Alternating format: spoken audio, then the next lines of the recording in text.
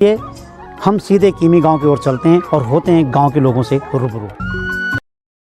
यह कीमी गांव है और कीमी गांव का सौंदर्य आप देख सकते हैं। गांव के प्रवेश द्वार पर आपको शौचालय मिलेंगे और पानी का जलधारा मिलेगा। यह प्राकृतिक जल स्रोत है, कहीं से पाइप से लाया हुआ पानी नहीं है।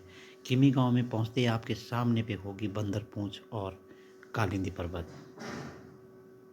कीमी गांव की तलहटी पर बह रही है यमुना नदी और यमुना नदी के सिरहाने पर कीमी गांव बसा हुआ है। कीमी गांव में सभी मकान परंपरागत रूप से बनाए गए हैं।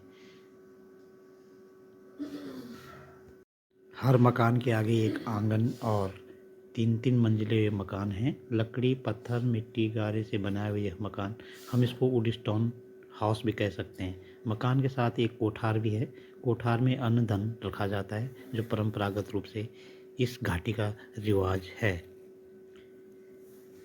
कोठार से लगी हुई सांकल मकान की तरफ जाती है। अगर कोठार में कुछ भी छेड़खानी हो तो घंटी मकान की तीसरी मंजिल पर बज जाती है। कीमी गांव के आसपास आप देख रहे हैं नकदी फसल की तैयारी हो रही है। यहाँ आलू, मटर, टमाटर, सेब आदि फल उत्पादन का काम भी यहाँ पे किया जाता है। कीमी गांव समुद्र तल से 1600 मीटर की ऊंचाई पर स्थित है। लोग अपने खेतों में खेती किसानी से जुटे हुए हैं। कुछ मकान यहाँ नक्काशीदार बन रहे हैं। अब गांव के लोग खेतों से वापस घर में लौट चुके हैं और आराम फरमा रहे हैं। गांव से ही खेतों का दृश्य बहुत ही सुंदर दिखाई दे रहा है। कुछ महिलाएं अभी भी खेतों में निराई गुड़ाई का काम कर रही है। कुछ महिलाएं घास पत्ती को लेकर के वापस गांव पहुंच चुकी है। अब गांव के आंगन में एकत्र होकर के आप देखेंगे महिलाओं का एक सामूहिक नृत्य। अभी आप सामने पे देख रहे हैं खेतों में जुताई हो रही है, निराई गुड़ाई हो रही है। कुछ लोगों के सेब के बगीचे भी तैयार किए जा रहे हैं। यह नर्सरी है, सेब की नर्सरी है और सब्जी उत्पादन का काम भी जोरों पर है। गांव के लोग पशुपालन का काम भी करते हैं। भेड़ बकरी पालन और दुधारू गाय को भी पालते हैं। घोड़े खच्चर भी पालते हैं। अधिकांश जगह सड़कें नहीं हैं तो छानी और दूसरी जगह पे घोड़े खच्चरों से सामान पहुंचाया जाता है। इसको आप देख रहे हैं, यह ओटवा है। यह एक बहुत ही परंपरागत मशीन है जिससे कपास को ओट करके उसको ठीक किया जा सकता है। ऊन को भी इसमें ठीक किया जा सकता है। खाडू के बकरे लाते हैं तो उसको पालते हैं, तो फिर ऊन काटते हैं उसकी, तो फिर पानी में डुबाते हैं। कीमी गांव अपने आप में बहुत खास है और यहाँ की महिलाएं भी खास है। यहाँ की महिलाएं विभिन्न प्रकार के पकवान बनाती है। पारंपरिक पकवानों को बनाने के लिए वो जानी जाती है। दीपावली के लिए चूड़ा तैयार की जा रही है और ये लकड़ी की ओखली है जिसमें चूड़ा कूटी जा रही है और चूड़ा कूट करके तैयार की जाती है, जो दिहाड़ियों और बहनों को जो दूर दराज ससुराल है उनको बांटी जाती है। दूसरी ओर आप देख सकते हैं दाल की पकौड़ी की तैयारी की जा रही है। दाल की पकौड़ी भी बनाई जा रही है और किस तरह से ये पकौड़ी बनती है आप इसको देख सकते हैं। चूल्हे पे ही दाल की पकौड़ी बनाई जा रही है। कुछ महिलाएं तेल निकालने का काम कर रही है और कुछ महिलाएं यहाँ नाल बड़ी बना रही है। यह दाल और तमाम लहसुन प्याज आदि से बनाई जा रही है। आंगन में जब गांव के लोग एकत्र होते हैं तो नृत्य और गीतों की जो बहार यहाँ आती है देखने लायक होती है। दिन भर की थकान मिटाने के लोग सामूहिक नृत्य करते हैं।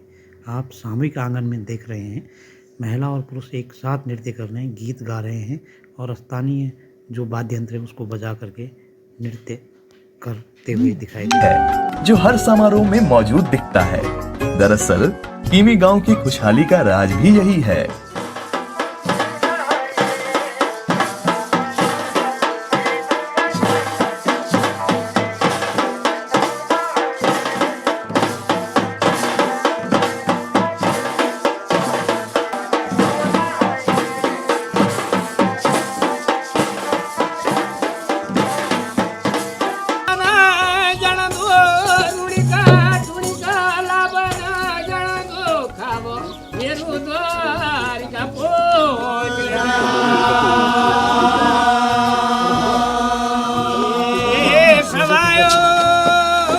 मिल रहा है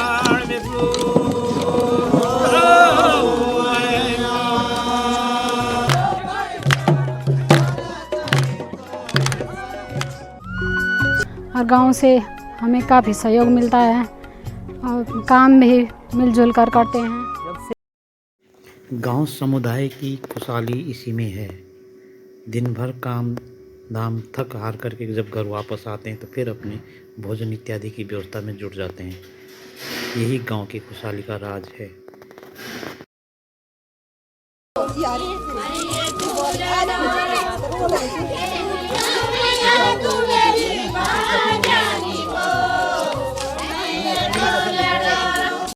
किमी गांव का प्राकृतिक सौंदर्य ही पर बस यूं आपको आमंत्रण दे रहा है।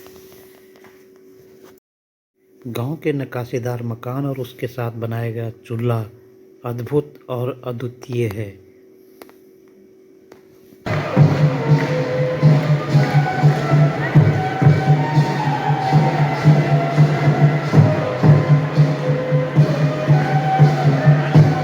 किमी गांव की संस्कृति, परस्परता, सामूहिकता, स्वरोजगार और पकवानों से हम लोग रूबरू हुए। अगली कड़ी में किसी और गांव में मिलेंगे। अनुमति दीजिए। नमस्कार।